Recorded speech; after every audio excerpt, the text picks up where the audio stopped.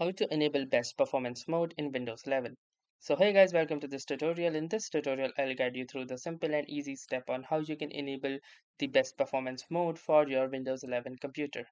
So in order to start, the first thing that we're going to do is simply go to the settings of our Windows 11 PC. To do that, simply click onto this particular tiles at the taskbar, and from here click onto the settings gear icon. Now this will lead you to the settings of your Windows 11 computer.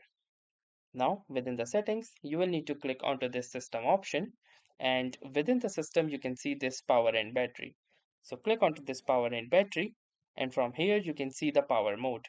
So as you can see, currently it is set to best performance. To simply expand it, click onto this drop down arrow and it will give you two options. So the first one is plugged in, that means when your computer or PC is charging. And the second one is on battery while it is not charging.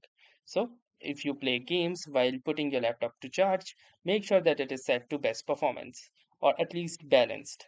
Then, apart from that, on battery, you can either choose it on power efficiency, as battery cannot handle any particular dedicated GPU, or also you can choose it to balance according to your preference. But for best performance, make sure that the plugged in option is set to best performance.